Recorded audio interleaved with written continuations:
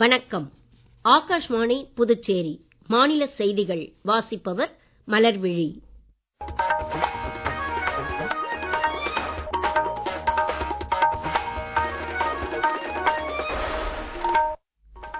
தலைப்புச் செய்திகள்.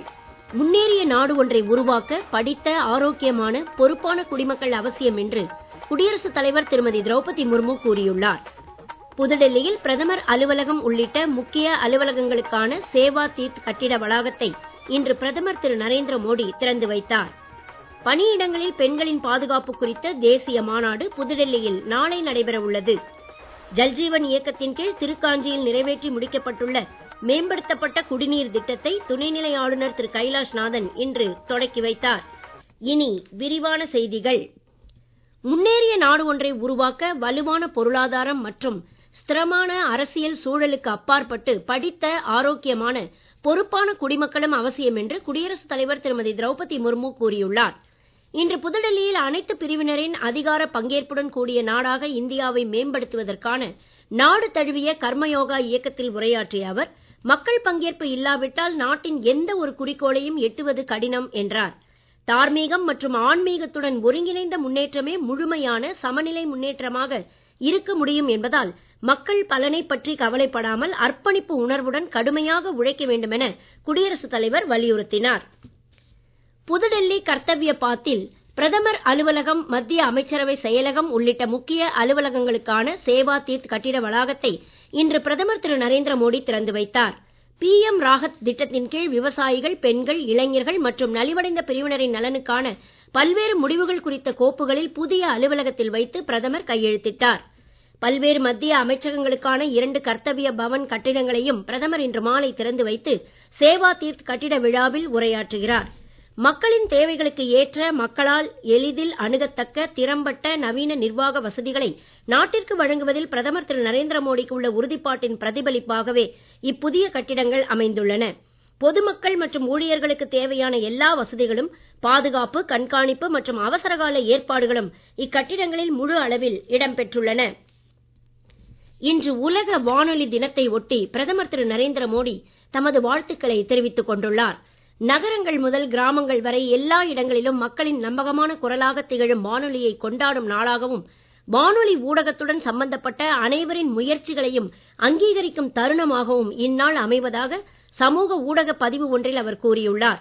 மக்களுக்கான தகவல்களை உடனுக்குடன் வழங்குவதிலும், திறமைகளை ஊக்குவித்து படைப்பாற்றலை பெருக்குவதிலும் வானொலி முக்கிய பங்காற்றி வருவதை அவர் சுட்டிக்காட்டியுள்ளார். நாட்டு மக்களின் ஒட்டுமொத்த சமூக வலுவை வெளிக்கொணர்வதில் வானொலிக்கு பெரும் சக்தி இருப்பதை மன் கி பாத் நிகழ்ச்சி மூலம் தாம் உணர்ந்திருப்பதாக பிரதமர் தெரிவித்துள்ளார். வரும் 22ஆம் தேதி ஒலிபரப்பாக உள்ள அடுத்த மன் கி பாத் நிகழ்ச்சியில் இடம்பெற வேண்டிய கருத்துக்களை பொதுமக்கள் பகிர்ந்து கொள்ளலாம் என்றும் அவர் கேட்டுக் கொண்டுள்ளார். பிரதமர் திரு நரேந்திர மோடி நாளை அசாமிற்கு பயணம் மேற்கொண்டு குவஹாத்தியில் 5450 கோடி ரூபாய் மதிப்பிலான பல்வேறு திட்டங்களை தொடக்கி வைக்கிறார். இது குறித்து ஒரு செய்தி தொகுப்பு. நாளை காலை 10:30 மணி அளவில் திப்ருகர் அருகே மொரான் புறவழிச்சாலையில் உள்ள அவசர கால விமான ஓடு பாதையில் தரையிறங்கும் பிரதமர் அங்கிருந்து போர் விமானங்கள், போக்குவரத்து விமானங்கள் மற்றும் ஹெலிகாப்டர்களின் வான்சாகச காட்சிகளை பார்வையிடுகிறார். பிரம்மபுத்திரா நதியின் குறுக்கே 3000 கோடி ரூபாய் செலவில் கட்டப்பட்டுள்ள குமார பாஸ்கரவர்மன் பாலத்தை நாளை மதியம் பிரதமர் திறந்து வைக்கிறார். IIM கவுஹாத்தி உயர்கல்வி நிறுவனத்தையும், காம்ரூப் மாவட்டத்தின் அமிங்காம் பகுதியில் நிறுவப்பட்டுள்ள வடகிழக்கு மாநிலங்களுக்கான தேசிய தரவுகள் மையத்தையும் நாளை பிரதமர் திறந்து வைப்பார் என அறிவிக்கப்பட்டுள்ளது. நாடாளுமன்ற பட்ஜெட் கூட்டத்தொடரின் முதல் கட்ட அமர்வுகள் இன்று முடிவடைந்து இரு அவைகளும் அடுத்த மாதம் 9ஆம் தேதி வரை ஒத்திவைக்கப்பட்டன. பட்ஜெட் கூட்டத்தொடரின் 2ஆம் கட்ட அமர்வுகள் அன்றைய தினம் தொடங்கி ஏப்ரல் 2ஆம் தேதி வரை நடைபெறும். மக்களவை எதிர்க்கட்சித் தலைவர் திரு ராகுல் காந்திக்கு எதிராக பாரதிய ஜனதா MP திரு நிஷிகாந்த் துபே முன்மொழிந்துள்ள பொருண்மை தீர்மானத்தை அடுத்த கட்டமாக உரிமைக்குழு அல்லது நன்னெறி குழுவிற்கு அனுப்பலாமா அல்லது நேரடியாக அவையில் விவாதத்திற்கு கொண்டு வரலாமா என்பது குறித்து மக்களவைத் தலைவருடன் கலந்து பேசி முடிவெடுக்கப்படும் என நாடாளுமன்ற விவகாரங்கள் துறை அமைச்சர் திரு கிரண் ரிஜிஜு தெரிவித்துள்ளார். ஆயினும் திரு துபே தீர்மானம் கொண்டு வந்து விட்டதால் திரு ராகுல் காந்திக்கு எதிராக அரசு தரப்பில் இப்போதைக்கு தீர்மானம் கொண்டு வர வேண்டாம் என அரசு முடிவு செய்திருப்பதாக அவர் இன்று புதுடெல்லியில் செய்தியாளர்களிடம் தெரிவித்தார். நீங்கள் கேட்டுக்கொண்டிருப்பது மாநில செய்திகள். ஆகாஷ்வாணி செய்திகளை நேயர்கள் உடனுக்குடன் தெரிந்து கொள்ள எமது புதுச்சேரி மண்டல செய்தி பிரிவின் சமூக ஊடகங்களான @airnews_புதுவை என்ற எக்ஸ் பக்கத்தையும், all India radio news Puducherry என்ற பேஸ்புக் பக்கத்தையும், @RNU புதுச்சேரி என்ற யூடியூப் சேனலையும் அணுகலாம். செய்திகள் தொடர்கின்றன. பணியிடங்களில் பெண்களின் பாதுகாப்பு குறித்து மத்திய மகளிர் மற்றும் குழந்தைகள் மேம்பாட்டுத்துறை அமைச்சகத்தால் ஏற்பாடு செய்யப்பட்டுள்ள தேசிய மாநாடு புதுடெல்லியில் நாளை நடைபெற உள்ளது. பணியிடங்களில் பெண்களுக்கு ஏற்படும் பாலியல் தொல்லைகளை தடுப்பதற்கான சட்டத்தின் அமலாக்கத்தையும் இதற்கான ஷீ பாக்ஸ் ஆன்லைன் வசதியின் செயல்பாடுகளையும் வலுப்படுத்தும் நோக்கத்துடன் இம்மாநாட்டிற்கு ஏற்பாடு செய்யப்பட்டுள்ளது. மகளிர் மற்றும் குழந்தைகள் மேம்பாட்டுத்துறை அமைச்சர் திருமதி அன்னபூர்ணா தேவி, இணை அமைச்சர் திருமதி சாவித்ரி தாக்கூர் மற்றும் பல்வேறு மத்திய மாநில அரசுத் துறைகளின் அதிகாரிகள் இம்மாநாட்டில் பங்கேற்க உள்ளனர். மத்திய அரசின் ஜல்ஜீவன் இயக்கத்தின் கீழ் புதுச்சேரியில் மங்கலம் தொகுதிக்கு உட்பட்ட திருக்காஞ்சியில் 2.18 கோடி ரூபாய் மதிப்பில் கட்டி முடிக்கப்பட்டுள்ள மேல்நிலை நீர்த்தேக்க தொட்டியுடன் கூடிய மேம்படுத்தப்பட்ட குடிநீர் திட்டத்தை துணைநிலை ஆளுநர் திரு கைலாஷ்நாதன் இன்று தொடக்கி வைத்தார். முதலமைச்சர் திரு ரங்கசாமி தலைமையில் நடைபெற்ற இவ்விழாவில் சட்டப்பேரவைத் தலைவர் திரு ஆர் செல்வம், பொதுப்பணித்துறை அமைச்சர் திரு லட்சுமி நாராயணன், வேளாண் அமைச்சர் திரு ஜெயக்குமார் உள்ளிட்ட அமைச்சர்கள் கலந்து கொண்டனர். திருக்காஞ்சி மற்றும் சுற்று வட்டாரத்தில் சுமார் 3000 பேர் இத்திட்டத்தினால் பயன்பெற உள்ளனர். திருபுவனை தொகுதிக்கு உட்பட்ட விநாயகம்பட் கிராமத்தில் 2.85 கோடி ரூபாய் மதிப்பில் கட்டி முடிக்கப்பட்டுள்ள மேல்நிலை நீர்த்தேக்க தொட்டியுடன் கூடிய மேம்படுத்தப்பட்ட குடிநீர் திட்டமும் இன்று தொடக்கி வைக்கப்பட்டது.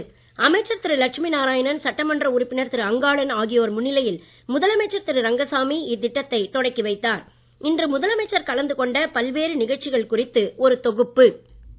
நெட்டப்பாக்கம் தொகுதிக்கு உட்பட்ட கரியமாணிக்கம் கிராமத்தில் 3.20 கோடி ரூபாய் மதிப்பில் கட்டி முடிக்கப்பட்டுள்ள குடிநீர் விநியோக திட்டத்தையும் முதலமைச்சர் திரு ரங்கசாமி தொடக்கி வைத்தார். கரியமாணிக்கத்தில் முன்னாள் முதலமைச்சர் வெங்கட சுப்பா ரெட்டியார் திருமண மண்டபத்தை புதுப்பிக்கும் பணிகளுக்கு அவர் அடிக்கல் நாட்டினார். பிற்படுத்தப்பட்டோர் மற்றும் சிறுபான்மையினர் நலத்துறை மூலமாக சலவை தொழிலாளிகள், மருத்துவ மரபினர் மற்றும் இசைக்கலைஞர்களுக்கு தொழில் கருவிகளை அவர் வழங்கினார். நெட்டப்பாக்கம் கொம்யூன் பஞ்சாயத்து சார்பில் ஞாயிற்றுக்கிழமைகளில் இயங்கும் வகையிலான என்ஆர் பவள விழா வாரச்சந்தையை கரியமாணிக்கத்தில் முதலமைச்சர் தொடக்கி வைத்தார். தொடர்ந்து முதலமைச்சரின் இல்லத்தில் நடைபெற்ற நிகழ்ச்சியில் ராஜீவ்காந்தி கால்நடை மருத்துவக் கல்லூரியில் பணிபுரியும் 22 பல்நோக்கு ஊழியர்களுக்கு பதவி உயர்வு ஆணைகளும் வழங்கப்பட்டன. இன்று மாலை ஏம்பலம் அரசு மேல்நிலைப் பள்ளியில் நடைபெற்ற விழாவில் முதலமைச்சர் திரு ரங்கசாமி துணைநிலை ஆளுநர் திரு கைலாஷ்நாதனுடன் இணைந்து அரசு மற்றும் அரசு உதவி பெறும் பள்ளிகளைச் சேர்ந்த மாணவ மாணவிகளுக்கு இலவச மடிக்கணினி வழங்கும் பணிகளை தொடக்கி வைத்தார். வங்கக்கடல் பிராந்தியத்தில் மீன்வள மதிப்பு கூட்டல் சங்கிலி தொடரின் மேம்பாடு என்பது குறித்து நேற்றும் இன்றும் புதுச்சேரியில் நடைபெற்ற பயிலரங்கின் நிறைவு விழாவில் முதலமைச்சர் திரு ரங்கசாமி கலந்து கொண்டார். புதுச்சேரியின் நீல பொருளாதார திறன்களை முழுமையாக பயன்படுத்திக் கொள்வது குறித்த செயல் திட்டம் இந்நிகழ்ச்சியின் போது முதலமைச்சரிடம் வழங்கப்பட்டது. மத்திய அரசின் மீன்வள மேம்பாட்டு திட்டங்களால் புதுச்சேரியில் மீன்வளத்துறையும் மீனவ சமுதாயத்தினரும் பெரும் பயன் பெறுவார்கள் என்று முதலமைச்சர் தமது உரையில் கூறினார். மீனவர்களுக்காக நாட்டில் வேறெங்கும் இல்லாத பல்வேறு நலத்திட்டங்களை புதுச்சேரி அரசு செயல்படுத்தி வருவதாக அவர் மேலும் கூறினார். மத்திய உள்துறை அமைச்சர் திரு அமித்ஷா நாளை காரைக்கால் வர இருப்பதை ஒட்டி காரைக்கால் மாவட்டம் முழுவதும் ட்ரோன்கள், பலூன்கள் மற்றும் இதர வான்வழி சாதனங்கள் பறக்க தடை விதிக்கப்பட்டுள்ளது. பாதுகாப்பு ஏற்பாடுகளின் ஒரு பகுதியாக நாளை காரைக்காலில் மதுக்கடைகளை மூடவும் மாவட்ட நிர்வாகம் உத்தரவிட்டுள்ளது. உலக கோப்பைக்கான ஐசிசி ஆடவர் 20 ஓவர் கிரிக்கெட் தொடரில் இன்று மாலை சென்னையில் நடைபெறும் போட்டியில் அமெரிக்கா, நெதர்லாந்து அணிகள் மோத உள்ளன. ஆஸ்திரேலியா, ஜிம்பாப்வே அணிகளுக்கிடையே இன்று கொழும்பில் நடைபெற்ற போட்டியில் ஜிம்பாப்வே அணி 23 ரன் வித்தியாசத்தில் வெற்றி பெற்றது. டெல்லியில் இன்று நடைபெறும் மற்றொரு போட்டியில் கனடா அணியால் நிர்ணயிக்கப்பட்ட 151 ரன் என்னும் வெற்றி இலக்கை நோக்கி இரண்டாவதாக ஆடும் UAE அணி சற்று முன்வரை 14.2 ஓவர்களில் 4 விக்கெட் இழப்பிற்கு 83 ரன் எடுத்திருந்தது. நிலநடுக்கோட்டிற்கு அருகிலுள்ள இந்திய பெருங்கடலின் கிழக்கு பகுதிகள் மற்றும் அதை ஒட்டிய தென்கிழக்கு வங்கக்கடல் பகுதிகளில் வரும் 15ஆம் தேதி வாக்கில் காற்றழுத்த தாழ்வு பகுதி உருவாகலாம் என சென்னை வானிலை ஆய்வு மையம் தெரிவித்துள்ளது. கிழக்கு திசை காற்றின் வேக மாறுபாடு காரணமாக இன்றைய தினம் நெல்லை மாவட்டத்தின் மலைப்பகுதிகள் மற்றும் தேனி, தென்காசி, குமரி மாவட்டத்தில் ஓரிரு இடங்களில் லேசான மழைக்கு வாய்ப்பு இருப்பதாக அறிவிக்கப்பட்டுள்ளது. மீண்டும் தலைப்புச் செய்திகள். முன்னேறிய நாடு ஒன்றை உருவாக்க படித்த, ஆரோக்கியமான, பொறுப்பான குடிமக்கள் அவசியம் என்று குடியரசுத் தலைவர் திருமதி திரௌபதி முர்மு கூறியுள்ளார். புதுடெல்லியில் பிரதமர் அலுவலகம் உள்ளிட்ட முக்கிய அலுவலகங்களுக்கான சேவா தீர்த் கட்டிட வளாகத்தை இன்று பிரதமர் திரு நரேந்திர மோடி திறந்து வைத்தார். பணியிடங்களில் பெண்களின் பாதுகாப்பு குறித்த தேசிய மாநாடு புதுடெல்லியில் நாளை நடைபெற உள்ளது.